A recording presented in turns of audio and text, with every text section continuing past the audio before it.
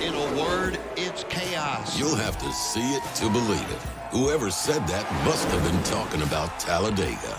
It's a place where chaos mixes with speed. Where a town turns into a city. And a playoffs weekend becomes a lifetime of memories. It's a tradition like no other. At a track like no other. And after it's all over, you still won't believe it ever happened. Get your tickets now at TalladegaSuperspeedway.com.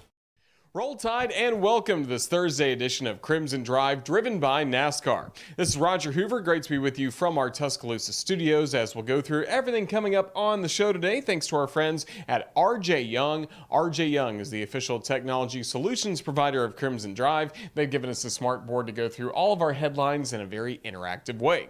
We'll start with what's coming up on the show. First things first, we'll hear from Dallas Turner. Crimson Tide linebacker had a lot of great tackles against Texas. He'll be our first guest in a one-on-one conversation. Then we'll hear from the head coach of the Alabama Crimson Tide, Nick Saban, from his Wednesday press conference. A very fired up press conference that he had last night following Alabama's Wednesday practice. Then for our Alabama Legends segment, we'll talk to one of our good friends here on the Crimson Tide Sports Network. That is Rashad Johnson, who spent 4 years with us as a sideline reporter. Obviously a great career at Alabama as a two-time captain. Played in the NFL, now coaching in the NFL with the Tampa Bay Buccaneers. We'll hear all about it from Rashad coming up. Then we'll be joined by Eli Gold to go over everything that's coming up later tonight with Hey Coach and the Nick Saban Show at Baumhauer's Victory Grill. And finally, we'll go down the hall to the other booth and check in with Jim Louk, the longtime voice of the USF Bulls, to get a scouting report on Alabama's opponent for Saturday. Speaking of those USF Bulls, again, Alabama against USF, coming up in the Week 3 matchup for the Crimson Tide, starting at 2:30 Central Time on Saturday, 3:30 Eastern. So our coverage for everyone back home in Alabama will start across the radio network at 11:30 a.m. This will only be the second meeting between the schools, as Alabama won the first meeting back in 2003. It was the first win of the Mike Shula era. It also was the final home game Alabama ever played at Birmingham's Legion Field. Crimson Tide and USF both off to 1-1 start so far this season. Obviously Alabama, the win against Middle Tennessee, the loss against Texas. Meanwhile, USF lost week 1 at Western Kentucky, but bounced back last week with a win against Florida A&M. Crimson Tide soccer team back in action tonight as they will host the 23rd ranked Georgia Bulldogs at 6 p.m. and a match that will be televised on the SEC network. It's the SEC opener for the Crimson Tide, and then on Sunday they'll actually make a trip to the Peach State to take on Mercer. A 1 o'clock start time on Sunday on ESPN Plus, as non-conference play starting to wind down a bit for the soccer team. Good to have Georgia in town tonight and a great SEC opener. Gianna Paul has scored in back-to-back matches for the Crimson Tide against Southern Miss and North Carolina. She's been named to College Soccer News' National Team of the Week. And after the strong draw against North Carolina on Sunday, the Crimson Tide now ranks 7th in the country, back in the top 10 for Wes Hart and the Crimson Tide.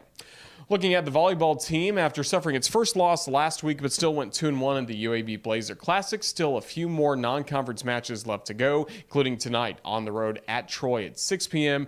Then on Saturday, the Crimson Tide will be home against Grambling State at 5 p.m. It's Crimson Chaos Night inside Foster Auditorium. Great crowd should be on hand. We certainly hope all the best for Rashinda Reed and Crimson Tide volleyball. For softball, some really great news, as we learned a few weeks ago that Allison Habits, a longtime assistant coach, was retiring. We also get the news this week that taking her spot will be a Crimson Tide legend and national champion, Kayla Breaux. She has been hired by Patrick Murphy as an assistant coach for Alabama softball. Kayla was an All-American player for the Crimson Tide, won that national championship back in 2012. The last 8 years, she's been an analyst for ESPN and the SEC Network, but we're glad to have her back in Crimson. Welcome home to Kayla Breaux.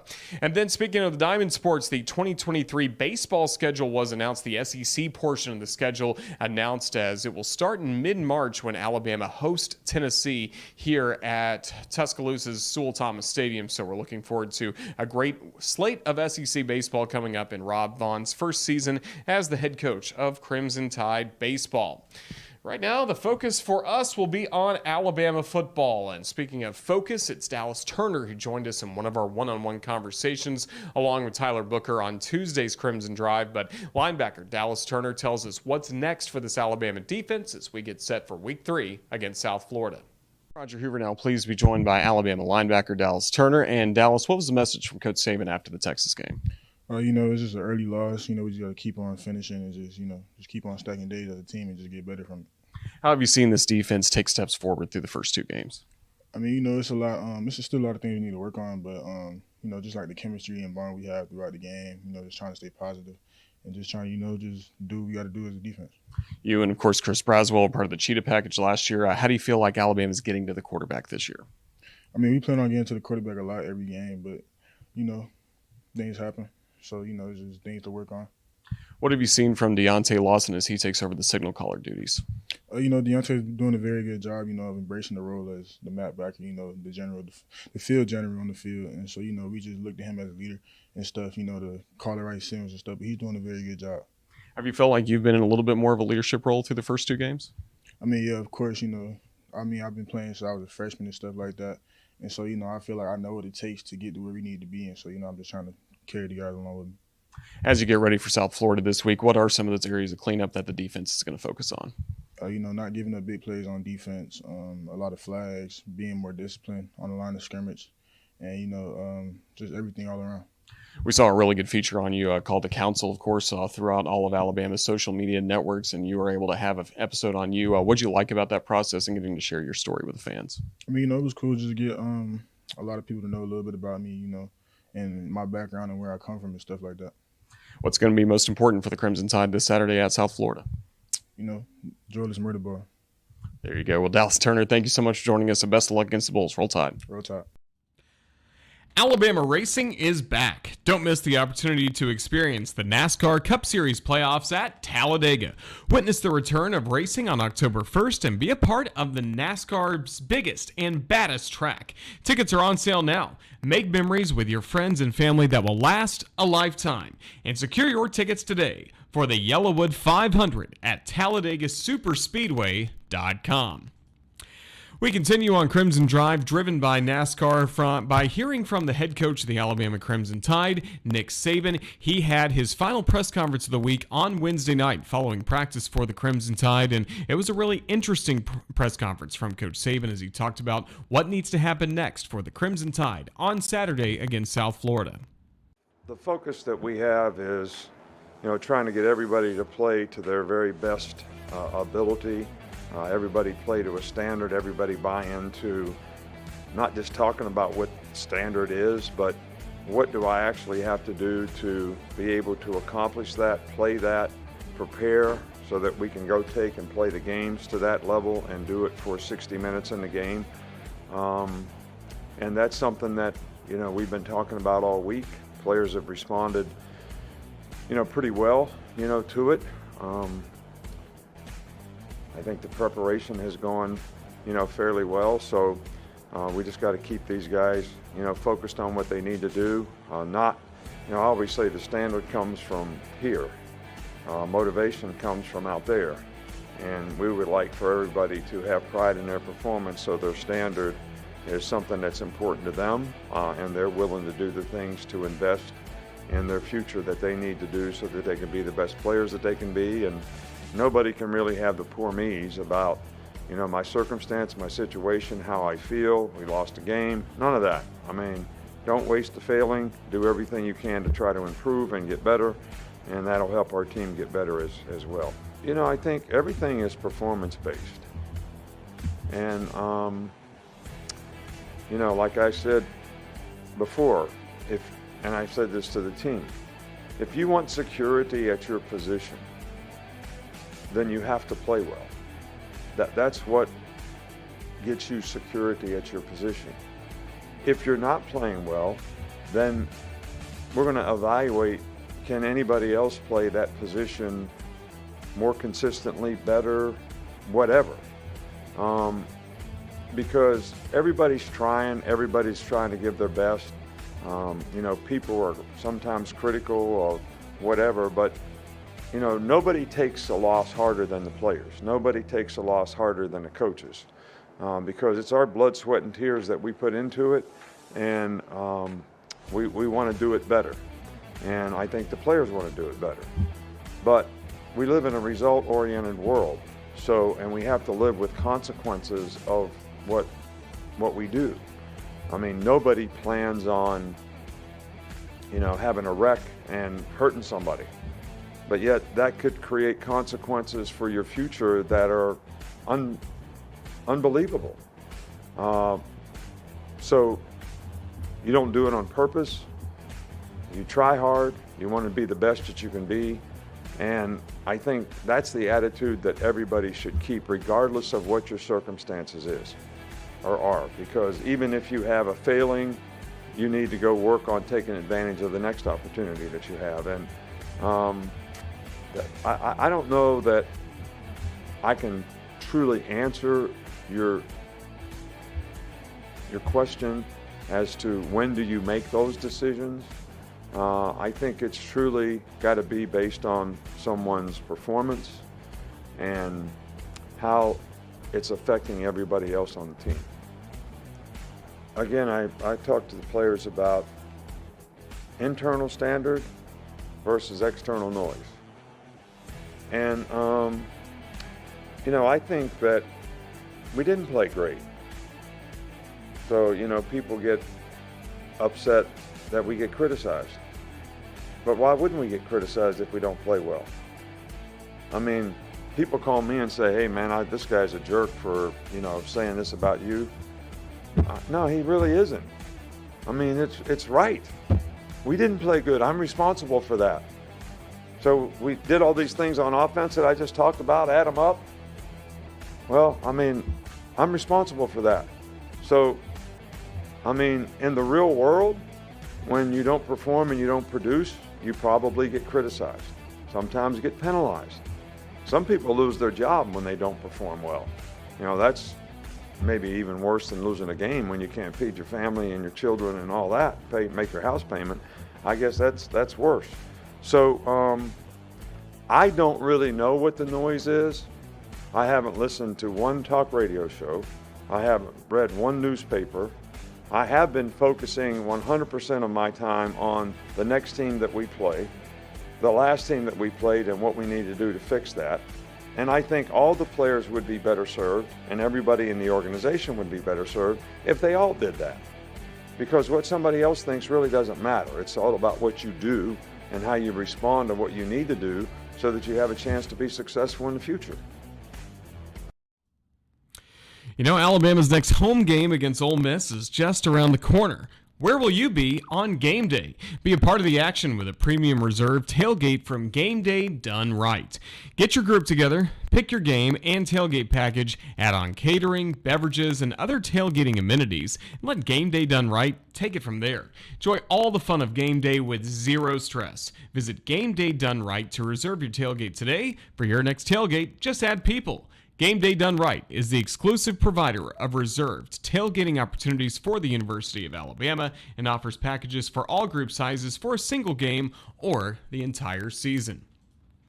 We continue on Crimson Drive, driven by NASCAR, by getting to check in with our Alabama Legend of the Week. And that's always pretty interesting when the Crimson Tide have road games. For home games, we select from some of the honorary captains that will be honored at Bryant-Denny Stadium. But for road games, we have a few more liberties. And this week, we thought about it long and hard. We said, okay, Crimson Tide are heading to Tampa Bay. Who do we know that calls Raymond James Stadium home? How about Rashad Johnson? Yes, he was a former two-time captain here at Alabama, played a great career in the NFL, and even after his NFL career was done, he was our teammate on the Crimson Tide Sports Network, and now he is a part of the coaching staff for the Tampa Bay Buccaneers. This is the first time we've had Rashad back on the Crimson Tide Sports Network since he made the move full-time to the NFL just before last season. It was a blast to catch up from him and learn about all things Tampa as well from Crimson Tide legend, and again, one of our great teammates here on the Crimson Tide Sports Network, Rashad Johnson. Roger Hoover now please be joined by somebody we used to have on the show all the time, but now he's off to the National Football League as a defensive assistant for the Tampa Bay Buccaneers. That's, of course, our former sideline reporter, Rashad Johnson, a two-time Alabama captain. And Rashad, roll tide. It's good to see you again. How's everything going in Tampa? Roll tide, Roger, man. It's good to see you as well. Family. So excited to be back on the network. But things are going great in Tampa, man. My family loves it. The kids love the beach. And I love what I'm doing. You know, opportunity to be around some familiar faces. I played for Coach Bowles out in Arizona and getting a chance to work for him and that staff, my former secondary coach, Kevin Ross, Nick Rapone, some former teammates, Larry Foote. So it's just been, it's been exciting just to get opportunity, to use my experiences and give back to, a lot of young men that's chasing their dreams. So really excited about the opportunities I've had and opportunity, that I'm in right now. Well, we're certainly excited for you. The last game you worked with us was the national championship game between Alabama and Georgia. Kind of take us through what happened after that to lead you back to the NFL. Yeah. So after that game, I was looking forward to coming back, having another great season with you guys, living in Atlanta as a father, training some athletes along the side with my business partner, Gerard Powers, and Jawan Simpson. And, I got an opportunity. Larry Foote, a guy that I played for and played with, I'm sorry, not played for, but I played with in the Arizona Cardinals. He's the defensive coordinator here for the Tampa Bay Buccaneers. And he reached out, hey, man, I know you were at Alabama doing some things. I know you kind of stepped away doing the radio now. But obviously, I think you would be a great asset, to our staff. Why don't you come down and, do the Bill Walsh internship that the NFL offers? And I was like, you know what? I think I'm going to give it a shot. I've been out, the mix of coaching for about 2 years at that point, year and a half. So I was like, let's do it. I was ready to kind of jump back into doing a little bit more than what I had been doing. And it just worked out. I was planning on coming down from July just for camp and then coming back to Atlanta. And before I knew it, camp was over. It went by super fast. And Coach Bowles called me into his office, said, everything went great. And, how would it work if I were to stay, for the rest of the year? And I told him, let's do it. So they offered me a contract. It's been great. I worked with the inside linebackers last year as a defensive assistant. This year, I'm getting an opportunity to move back to the back end. So I'm working with the nickels specifically this year. So it's been a lot of fun, just learning a lot, gaining a lot of wisdom, a lot of great guys, just trying to compete for a championship. That's outstanding. Well, as we talked about a lot when we were covering the Crimson Tide, you talked about how even the game had changed since you and John Parker had played. How about the NFL? Since you had been a player in the NFL to now being an assistant coach, how much has the NFL kind of changed even in those few years? Yeah, oh man, it's the college game. It is transitioned, to the NFL. We see it every week. This new, the RPO, the outside, screen game, which is now the new toss sweep. So athletic quarterbacks, it's all transcending up, to the NFL. A lot of these guys are doing it in high school, playing in the same system. And these coordinators are now just transitioning up as the game and the coaches are getting younger. There's more new schemes and just different things that are coming. But it's been fun. It's been fun to be around, an opportunity to see, how these offenses are ran, some of the things and schemes that they like to do, what they're trying to see the defense in so they can get those those plays on the perimeter and different things. So it's definitely changed a little bit since I was in the league.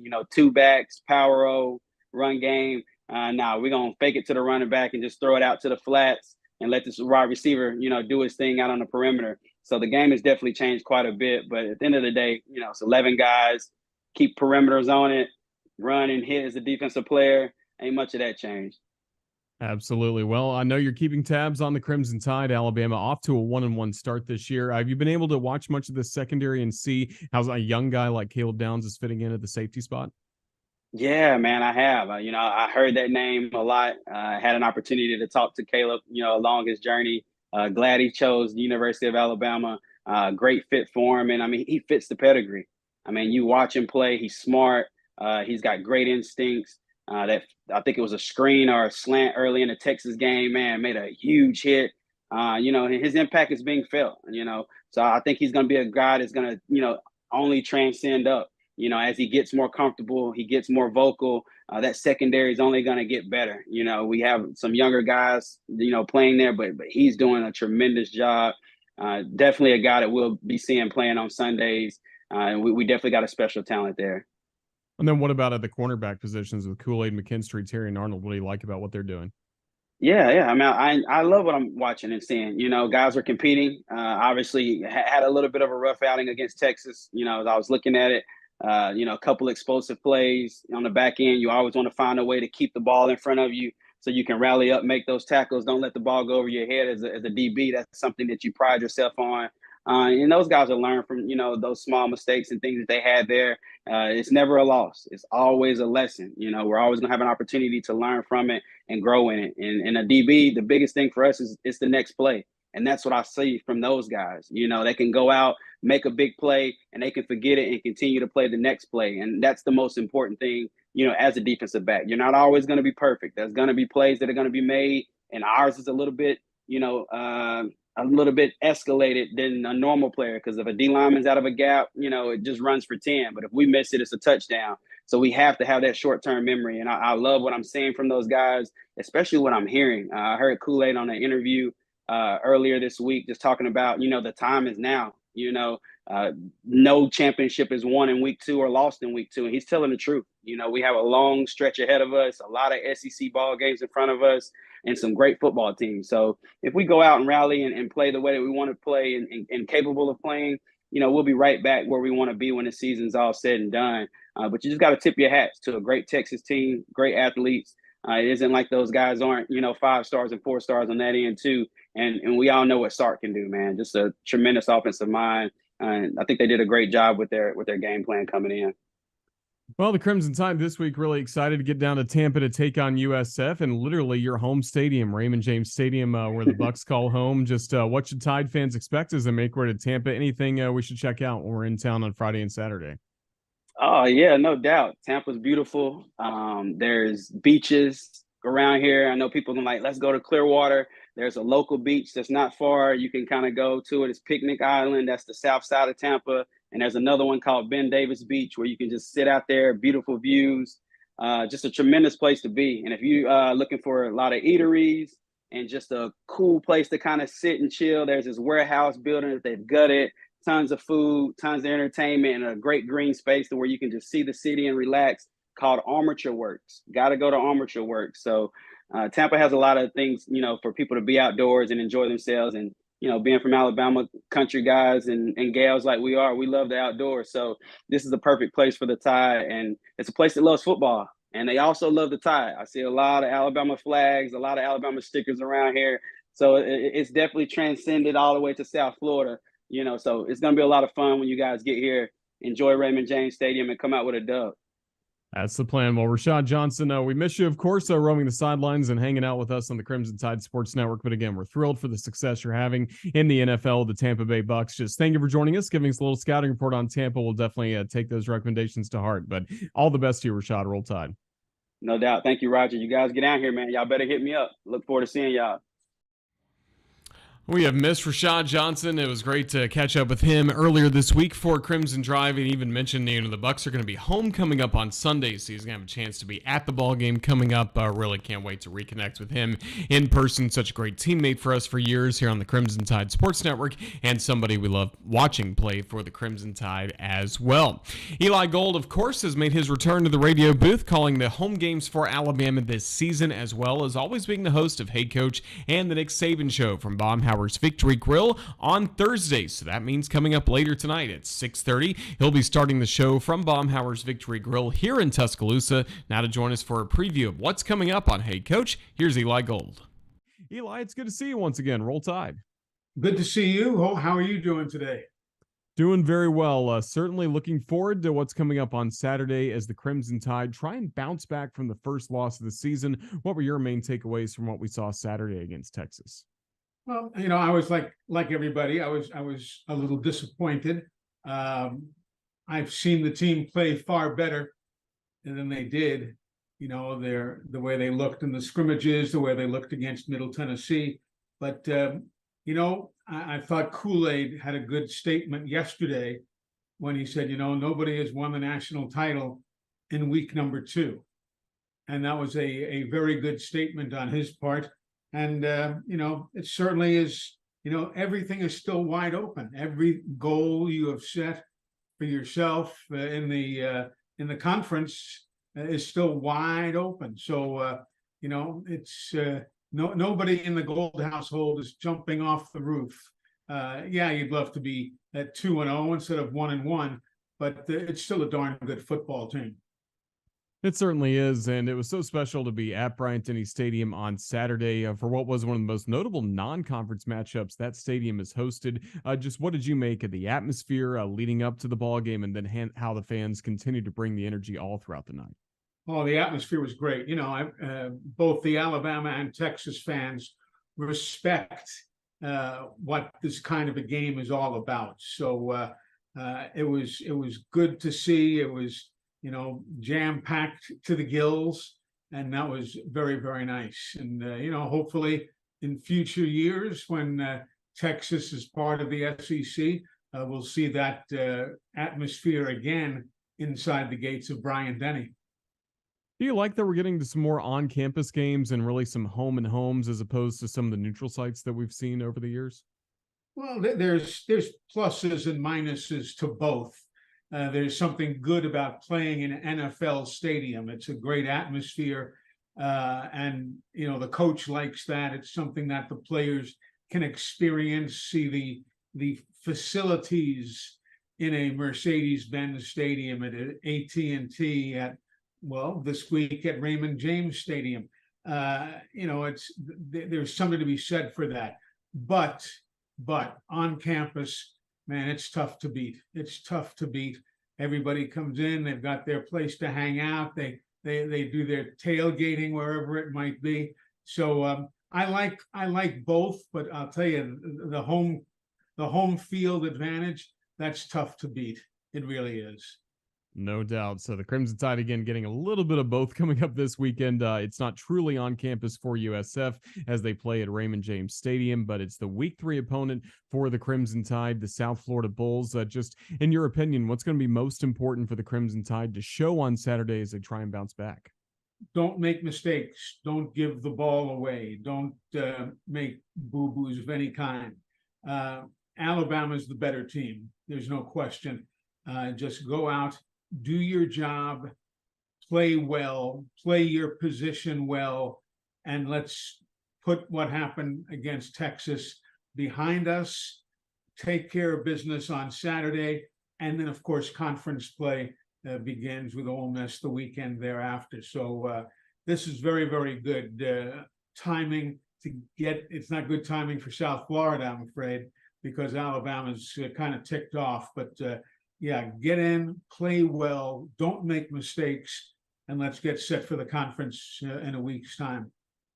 Certainly looking forward to that, as well as Hey Coach and the Nick Saban Show coming up on Thursday night at Baumhauer's in Tuscaloosa. What's coming up on the show later this evening? Well, we're going to talk like always with other coaches. We've got some swimming to talk about. We've got some tennis to talk about. We're going to visit with Jim Dunaway, the media guest. And of course, Coach Saban will be on hand. So we've got tons to do, lots to talk about. And and the coach has been very honest and open this week. So I dare say his comments about Texas and looking ahead to South Florida should be fairly revealing. We look forward to hearing them. Well, Eli, best of luck with everything that's coming up with Hey Coach and the Nick Saban Show. I look forward to having you join us once again next week on Crimson Drive, driven by NASCAR. But thank you so much for your time today. Roll Tide. Always looking forward to it. Roll Tide, Roger. The NASCAR Cup Series playoffs are returning to Talladega on October 1st. Don't miss your chance to witness epic playoff racing as drivers continue their hunt for a championship. Purchase your tickets today for the Yellowwood 500 at TalladegaSuperspeedway.com. We race along here on Crimson Drive, driven by NASCAR, and now we go again, as we always like to say, down the hall to the other booth and check in with the broadcaster of the school Alabama will be playing this week. And for this week, it is Jim Louk of the USF Bulls. He's been a longtime radio voice of South Florida, and he gives us a complete scouting report on the Bulls ahead of Saturday's kickoff between Alabama and South Florida. Jim, thank you so much for joining us. Just what's the mood in Tampa as USF gets ready to host Alabama? I think there's some cautious optimism. This is a real retooling of this entire program this year, and it's going to take some time, but they are coming off a victory last week against Florida A&M, and it's exciting to have a team, obviously the caliber of Alabama, coming into your stadium to play you. So fans are excited about that, and they're curious to see if the South Florida team can take another small step forward this Saturday. Yeah, 2 games in for South Florida, the loss to Western Kentucky, the win against FAMU last week. Just what have you learned so far about this Bulls team? Well, it's a work in progress, definitely. There's 50 new players, which even in these days of the transfer portal is a lot. Obviously, new coaching staff, new offensive and defensive philosophies. So we're seeing some of the inconsistencies that go along with that. But then again, every once in a while, they'll hit a little sequence of plays that, kind of shows you what this could be when they've got everything in place. So, again, it's just a case of trying to get a little bit better every week, trying to get some of the problems ironed out, trying to get the personnel set, which is no easy task, especially when Alabama's coming to town. Well, as you mentioned, a new head coach in Alex Golesh. We just saw him in the SEC as the offensive coordinator at Tennessee. Is he trying to still run that same offense that he and Josh Heupel had there, a very fast-paced, really pass-heavy offense? Yeah, he's putting in a lot of the same things. Of course, the personnel is vastly different, especially in these early days at South Florida for him. But a lot of the basic philosophies are there. Certainly, the pace and the speed of the offense mirrors what was done at Tennessee. The execution is not even close at this point as they again try to iron some things out. But you can see some of the things that have worked for him in the past starting to get incorporated here and starting to help this offense move a little bit. Yeah, sticking with the offense for a moment, what is Byron Brown doing well at quarterback for the Bulls? Well, he's the toughest kid you could ever find. He's a young guy, too. He's still only 18 years old. He started 2 games last year and obviously 2 games this year. So he's as tough as they come. He's mobile. He can run the football. He's a good decision maker, a good leader, has the respect of his teammates. I think he would be the first to tell you his accuracy in the first 2 games has not been where he would like it to be. South Florida has missed some pretty easy touchdown plays in the first 2 weeks, failing to execute pitch and catch. But for the most part, he's got a great leadership abilities, a lot of talent. He's only going to get better, but it's still a learning curve for him. In terms of some of the other skill players on the USF offense, who should our fans keep in mind getting ready for this Saturday? Well, I'd watch the running game. They ran for almost 400 yards against Western Kentucky. They really have a three-headed group there. Naquan Wright, the former Florida Gator, is probably going to get the start and probably get the bulk of the carries. But you'll also see Michael Dukes transfer from Clemson and a young guy they really like, Kwan Powell, as well. So those will be the 3 running backs. The wide receivers personnel there has really, really turned over. They like Naeem Simmons a lot. He had a 31-yard touchdown catch last week against Florida A&M. But the wide receiver group, in a lot of ways, is still sorting itself out. Kelly Joyner, who was primarily a running back in the past, is getting more time at slot these days. And another interesting guy at slot is Sean Atkins. He's a former walk-on guy that really came up from nowhere. He's now the leading receiver with 10 catches. Clutch guy, good hands. He'll return punts as well. And his is a good story because that's a guy that really came out of nowhere, wasn't expected to make the team. Then he wasn't expected to play. Now he's starting and he's one of their top receivers. And how about on the defensive side of the ball? Who have been some of the leaders there so far?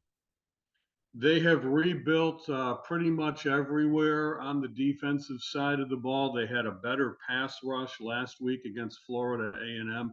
They were disappointed not getting any sacks against Western Kentucky in week 1. Defensive secondary is interesting. Braxton Clark, number 2, transfer from Nebraska, has played very well. Daquan Evans, who wears 0, is a big, big hitter for them. And maybe the most interesting guy is number 37, Logan Berryhill. He was a wide receiver. and they moved him over to defensive back. He's a big, long guy. He's 6'4", and he can go up and get the ball. He had 2 interceptions last Saturday against Florida A&M. His coverage has been good as well. So they're really hoping for improved play out of the defensive secondary, and those are the guys that have kind of led the way so far.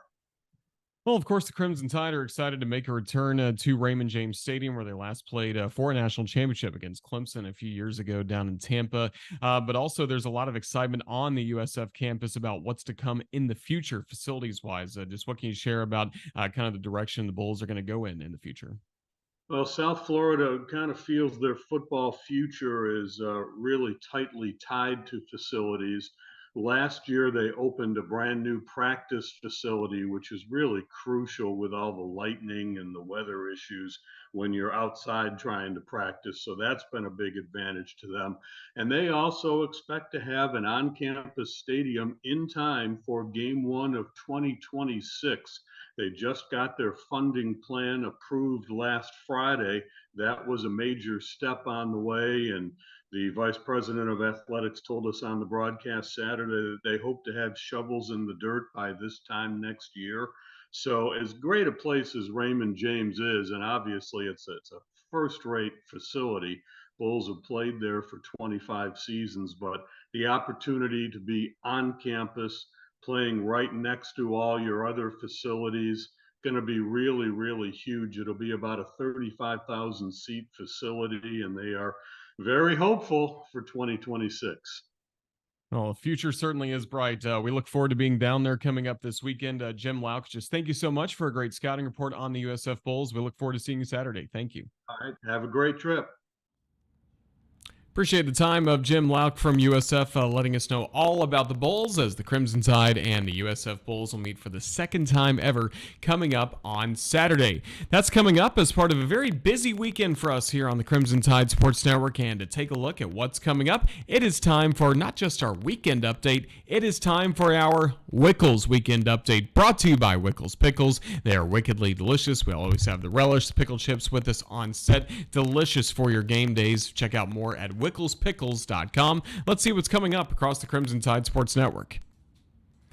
Well, even later tonight, we will be busy, as Eli Gold told us about a few moments ago. Hey Coach and the Nick Saban show starting at 6:30 from Baumhower's Victory Grill here in Tuscaloosa. Don't forget as well to check out the new episode of Tide TV This Week, hosted by the one and only Kenzie Hughes. Great edition of Tide TV This Week comes along. Coming up tomorrow, we will have a small video preview available on our YouTube and Instagram pages for the Crimson Tide against the USF Bulls. And then on Saturday, it's game day. It's Crimson Tide on the road for the first time this season. Kickoff is set for 2:30 Central, so that means we'll hit the radio coming up at 11:30 a.m., not just this Saturday, but the next one as well, when Alabama hosts Ole Miss. So we look forward to that coming up on Saturday. Following the ball game, we look forward to catching up with the head coach of the Crimson Tide, Nick Saban, with the Nick Saban television show, hosted by Chris Stewart. And then on Monday, we'll talk about it with Crimson Tide Rewind with Corey Reamer at Baumhower's Victory Grill in Vestavia Hills at 6 p.m. And then before you know it, it's September 19th, and it's time for another edition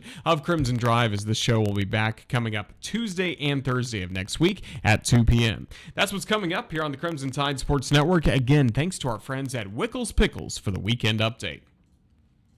And that's going to wrap up this Thursday edition of Crimson Drive, driven by NASCAR. Huge thank you to the guests we had. We just heard from Jim Louk, the voice of the USF Bulls, Dallas Turner from the Alabama football team, of course, Eli Gold, and great to see once again on this platform Rashad Johnson as he continues to do well in the NFL, the Tampa Bay Buccaneers. Look forward to being at his home stadium coming up on Saturday. Thanks to our video producer, Ethan Carabin, for putting this show together. Thanks to all of you for watching. Now let's just enjoy this weekend. Safe travels to all of you that are headed down to Tampa as we get set for Alabama against South Florida. For the Crimson Tide Sports Network, I'm Roger Hoover signing off, saying good afternoon and roll Tide.